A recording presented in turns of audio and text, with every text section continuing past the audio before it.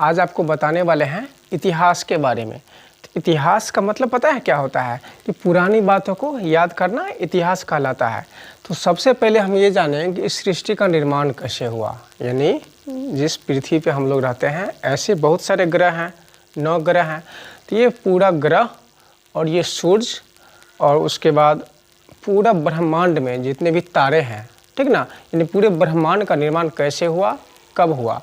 तो सृष्टि का निर्माण के बारे में और फिर उसके बाद डायनासोर का राज कितने दिन तक रहा, उसके बाद फिर मानव की उत्पत्ति इस पृथ्वी पर कितना साल पहले हुई, कैसे अपना जीवन जीना सीखा, कैसे खेती करना सीखा, इस सभी को बिल्कुल क्रमवार तरीके से अध्ययन करेंगे। तो आइए इस वीडियो को हम ये जानें कि इतिहास क्या है, इतिहास किसे कहते हैं या फिर इतिहास की परिभाषा क्या है। सब एक ही बात है। इतिहास के सबसे पहले इसको भी ये जान लो कि इतिहास के जो पिता है यानी इतिहास का जनक हेरोडोटस को कहा जाता है, जो कहाँ के रहने वाले थे, आपके यूनान के रहने वाले थे। कहाँ के? यूनान देश के रहने वाले थे हेरोडोटस, जिन्होंने ये दुनिया को बताया सबसे पहले हिस्ट्री यानी कि इतिहास के बारे में। तो इतिहास को 3 भागों में बांटा गया है। पहला है प्राचीन इतिहास, ठीक ना, जो आज से लगभग 6000 वर्ष पूर्व जब मानव जाति पूर्ण रूप से विकसित हो चुका था तब के बारे में। उसके बाद है मध्यकालीन इतिहास जो 5वीं शताब्दी से 15वीं शताब्दी के बीच रहा। उसके बाद है आधुनिक इतिहास। तो इसमें इतिहास जानने से पहले हम थोड़ा सा ये चर्चा करेंगे कि सृष्टि की रचना कैसे हुई। ठीक, तो पहले ये जानो कि इतिहास का परिभाषा क्या होता है, उसके बाद हम जानेंगे सृष्टि की रचना के बारे में। तो इतिहास का मतलब होता है पुरानी बातों को याद करना। इसी को व्यवस्थित ढंग से अगर बोलेंगे तो इतिहास मानव जीवन में पहले से जो भी घटनाएं घटित हो चुकी है, यानी कि मानव जीवन में पहले से जो भी घटनाएं घटित हो चुकी है उसे क्रमवार तरीकों से अध्ययन करना ही इतिहास कहलाता है, ठीक ना। तो ये हुआ इतिहास का परिभाषा। अब ये हम जानेंगे कि इतिहास का डिटेल, ये प्राचीन काल, मध्यकालीन इतिहास और आधुनिक इतिहास, इन सबसे पहले थोड़ा सा ये जान लेते हैं कि इस ब्रह्मांड की रचना कैसे हुई, कैसे सूर्य कब बना, ये जितने भी 9 ग्रह हैं, ये पृथ्वी, बुध ग्रह, बृहस्पति ग्रह, ये सभी ग्रहों का निर्माण कब हुआ, तब हम धीरे धीरे क्रमवार तरीके से इसका अध्ययन करेंगे। तो आइए सबसे पहले हम जानते हैं इस सृष्टि का निर्माण यानी कि संपूर्ण ब्रह्मांड, ठीक ना, जिसमें आपके सूर्य, चांद, तारे, पृथ्वी, जितने भी ग्रह और उपग्रह है, जितने भी तारे वारे, सब इसमें आ जाता है पूरे ब्रह्मांड में, ठीक ना। तो सबसे पहले हम ये जानें कि आज से लगभग तो 13.5 या 14 अरब वर्ष पहले की बात है। कब? 13.5 या 14 अरब वर्ष पहले की बात है जब इस सृष्टि का निर्माण हुआ था, ठीक।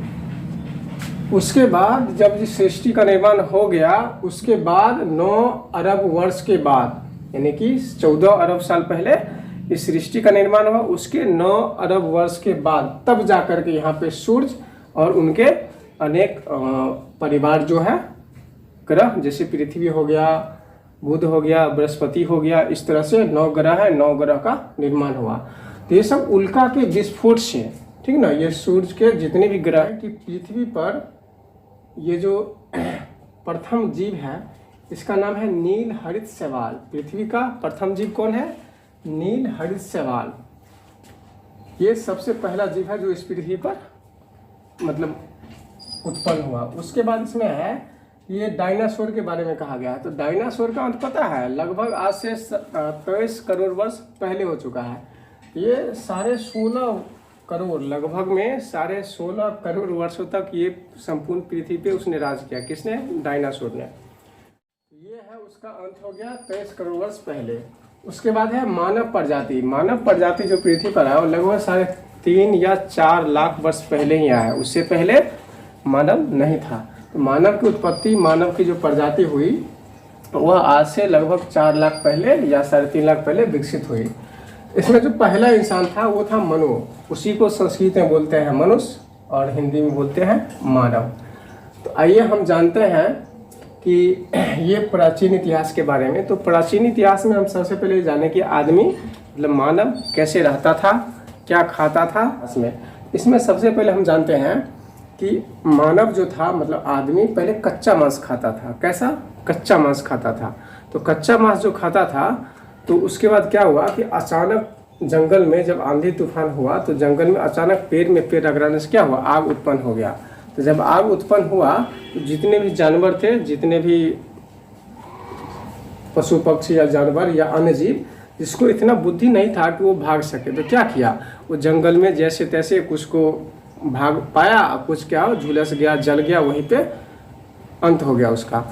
तो क्या हुआ कि आदमी जो था वो उसके बाद क्या किया, कच्चा मांस खाते खाते उसके बाद फिर से वो पका हुआ मांस खाने लगा। तो पका हुआ मांस जब खाया तो उसको अच्छा लगा खाने में, तो अच्छा लगा तो क्या किया कि उसको थोड़ा सा बुद्धि डेवलप हुआ। उसने सोचा कि अगर इस आग को अगर हम इकट्ठा करके रख लेंगे, ठीक ना, और फिर जितने भी जानवर या फिर कोई भी कच्चा मांस अगर है उसको अगर पका करके खाएंगे तो हमको खाने में अच्छा लगेगा। इसलिए क्या किया, उस आग को संजो करके रख लिया और फिर पका हुआ मांस को खाने लगा।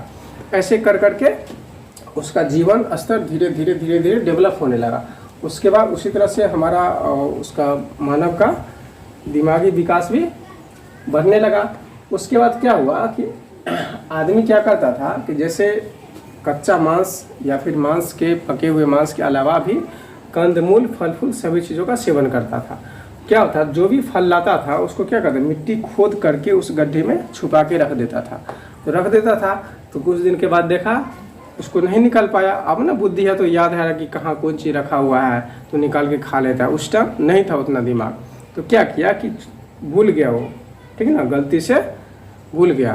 तो भूल गया तो देखा कि कुछ दिन के बाद वहाँ से धीरे धीरे धीरे करके छोटे छोटे पेड़ पौधे उत्पन्न होने लगे। जब पौधा उत्पन्न हुआ तो फिर उसको छोड़ दिया कि देखते हैं क्या होता है। फिर वो धीरे धीरे देख रहा है कि बढ़ रहा है, तो पेड़ पौधा बढ़ करके उसमें फूल दिया, फूल के बाद फल दिया।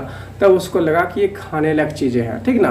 तो इस तरह से धीरे धीरे क्या हुआ, खेती करना सीखा इस प्राचीन इतिहास में।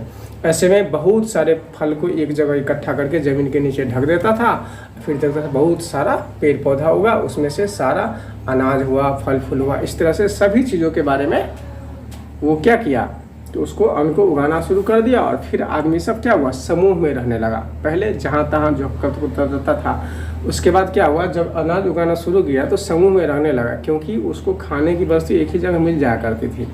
फिर धीरे धीरे आदमी का उसके बाद क्या हुआ कि आदमी जो है वो पहले बोलना उलना नहीं जानता था। आज ना हम हिंदी जानते हैं, कोई संस्कृत जानता है, कोई इंग्लिश जानता है, कोई अन्य भाषा जानता है। पहले ये सब नहीं था। तो भाषा का जो विकास हुआ, भाषा का विकास हुआ कि पहले पता है सब जितना भी मनुष्य था सबके सीधे हुलाला जानता था, हुर्र तो हुर्र, ठीक ना। उसी तरह से फिर धीरे धीरे जब भाषा का विकास हुआ तो सभी जानवर या आदमी सब अपने अपने जाति में वो अपने अपने भाषा को समझने के लिए, इंटीग्रेट करने के लिए क्या किए, एक दूसरे को कुछ कह के या इशारे से या जैसे भी हो उस तरह से अपना एक दूसरे का संदेश एक दूसरे तक पहुंचाने लगा। ये था हमारा प्राचीन इतिहास, जिसमें हमने जाना कि आदमी कैसे रहता था और क्या खाता था, फिर कैसे धीरे धीरे डेवलप हुआ और फिर कहाँ से कहाँ तक पहुँचा। ये लगभग आपको 6,500 ईस्वी पूर्व की बात है, जहाँ पे मानव बस्तियाँ पाई गई थी। उसके बाद है आपका मध्यकालीन इतिहास। तो मध्यकालीन इतिहास जो है, इसमें मुख्य रूप से यूरोप में या फिर अन्य देशों में, पश्चिमी देशों में व्यापार का क्रमिक विकास हुआ। तो व्यापार का मतलब आजकल पता है मंदिर जो हम बनाते हैं, पहले फोन था नहीं था, तो पहले फ़ोन नहीं था। अभी तो फ़ोन है, तुरंत यहाँ से वहाँ फ़ोन कर दो, हाँ भाई इस राज्य में इस चीज़ का ये रेट है, उस राज्य में इस चीज़ का इतना रेट है, तो यहाँ से ले जा कर के वहाँ सेल कर देता है, बेच देता है। पहले ये सब नहीं था। तो मंदिर में जो भी था, तो मंदिर बनाता था, मंदिर में बहुत सारे लोग इकट्ठा होकर के रहते थे। तो वहाँ पे इकट्ठा होकर के रहने के बाद क्या हुआ कि आदमी आपस में चर्चा करता था कि बंगाल में फलाने वस्तु का इतना रेट है, फिर चले जाओ महाराष्ट्र में तो वहाँ पे इस वस्तु का इतना रेट है। तो धीरे धीरे क्या करा, वहाँ से खरीदता था, वहाँ जाके बेच देता था। व्यापार लोग क्या करता था, अधिक मुनाफा कमाता था। तो उसके बाद ये मध्यकालीन इतिहास में सीखा। उसके बाद यहाँ है आधुनिक इतिहास। इसमें 16वीं शताब्दी से और अभी तक जो वर्तमान में हम लोग जी रहे हैं, जैसे फ्रिज है, टीवी है, कंप्यूटर है, मोबाइल है, सब क्या है, आधुनिक इतिहास की देन है। अगर मान के चलो रात में काम करना है, दिन में काम करना है, तो सूरज की रोशनी से काम चला लेता है। और जब सूरज की रोशनी नहीं रहती, शाम होके जब ख़त्म हो जाता है, उसके बाद क्या करता है, बल्ब जला लेता है। ये सब आधुनिक इतिहास की देन है। उसके बाद हम जानेंगे इस आधुनिक इतिहास के बाद भी एक फ्यूचर इतिहास, यानी फ्यूचर में भविष्य में क्या होने वाला है। हम ये बता दें थोड़ा सा 2 लाइन उसके लिए कि आज से ठीक जैसे अभी 2023 चल रहा है, तो 2050 या 2060, 70, 80 ईयर में कभी ऐसा होगा कि जैसे घड़ी विलुप्त हो गया ना, क्यों? क्योंकि मोबाइल आ गया और कैलकुलेटर भी वो सब मोबाइल में है, तो इसलिए घड़ी ख़त्म हो गया। उसके बाद क्या होगा, आज से मतलब 2050 साल के आसपास में ये सब मोबाइल सब कचरे के डब्बे में चला जाएगा, सब बेकार। सिर्फ स्मार्ट कार्ड चलेगा, उसी कार्ड में आपका फ़ोन भी आएगा, फ़ोन भी होगा, कैलकुलेटर भी, जो भी मोबाइल में अभी फंक्शन है सारा चीज़ें रहेगा। उसके बाद पैन कार्ड, ATM कार्ड, आधार कार्ड, ये फलाना ठिकाना अलग से रखने की कोई जरूरत, एक ही स्मार्ट कार्ड में सब कुछ रहेगा। ठीक।